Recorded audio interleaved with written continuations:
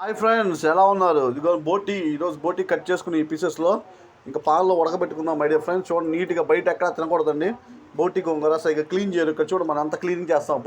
ఇదంతా ఉడకబెట్టిన తర్వాత చూడండి ఎంత బాగా క్లీన్ చేస్తాం మై డియర్ ఫ్రెండ్స్.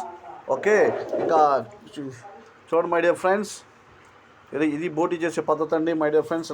ఇలా బోటీని ఇలా క్లీన్ చేయాలి శుభ్రంగా. ఈ బవెల్స్ని కూడా శుభ్రంగా క్లీన్ చేయాలండి. ఈ విధంగా నీట్గా ఉంటేనే మనం బోటి గోంగూర తినగలం, బోటి కర్రీ తినగలం. చాలామంది బయట అసలు ఎలా పడితే అలా చేసేస్తారు అసలు బోటి. మళ్ళీ సండేనే మంచి బోటి దొరికింది, ఫ్రెష్ బోటి. మిగతా రోజులు బాబో ఎక్కువ పాడైపోయింది, కుళ్ళిపోయినాయి ఇస్తారండి. ఫ్రెష్ బోటి కావాలంటే ఓన్లీ సండే. చూడండి, వాసన కూడా మంచి వాసన వస్తుంది. అదే మిగతా రోజులు అయితే ఈ వాసన రాదు, బ్యాడ్ స్మెల్ వచ్చింది, కుళ్ళిపోయిన కంపు వచ్చింది.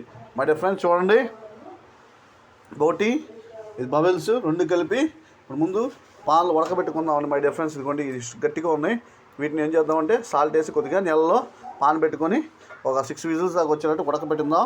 ఆ తర్వాత ముక్కలు కట్ చేసుకొని చక్కగా తాజా బోటి గోంగూర, బోటి టమాటా కర్రీ చక్కగా తిందాం మై డియర్ ఫ్రెండ్స్. ఓకే, అందరూ లైక్, షేర్, సబ్స్క్రైబ్ చేయడం మర్చిపోమాకండి. Have a nice day.